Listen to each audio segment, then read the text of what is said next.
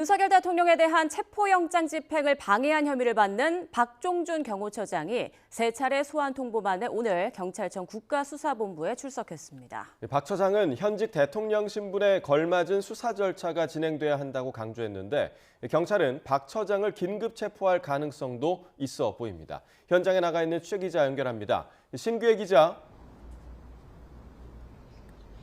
네, 경찰청입니다. 네, 박 처장이 3차 출석 요구에는 응했군요. 네, 박종준 경호처장이 오늘 오전 10시 경찰에 출석했습니다.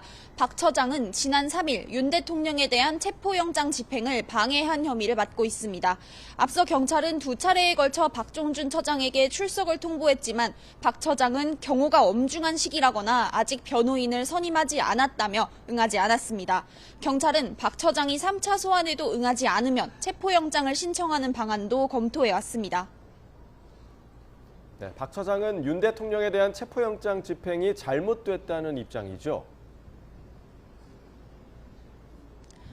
네, 박 처장은 유혈 사태를 막기 위해 최상목 대통령 권한대행과 윤 대통령 변호인단에 체포영장 집행이 아닌 제3의 대안을 요청해왔다고 밝혔는데요.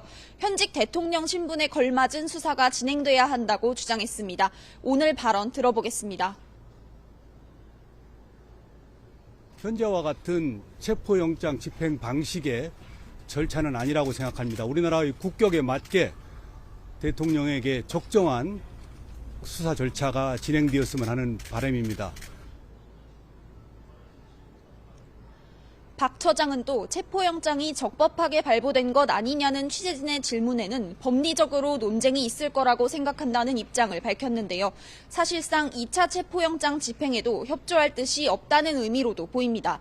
앞서 경찰은 경호처를 향해 영장 집행을 또 방해하면 현행범 체포하겠다며 공개적으로 경고해 왔는데요. 박 처장에 대해서도 조사 도중 긴급 체포에 나설 가능성도 있어 보입니다. 네, 그리고 경찰이 윤 대통령에 대한 2차 체포영장 집행을 앞두고 수도권 광역수사단 책임자들을 소집했다고요?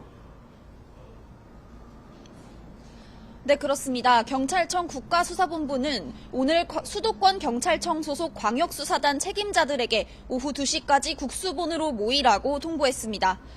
오늘 광수단 책임자들을 불러 모은 건 2차 체포영장 집행을 앞두고 구체적인 계획을 논의하기 위한 것으로 보입니다. 서울과 경기 남부, 경기 북부, 인천 등 수도권 4개 광수단 인원은 1,000명이 넘습니다.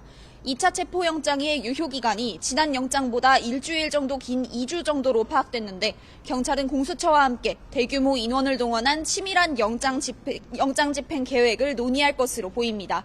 지금까지 경찰청에서 YTN 신기혜입니다.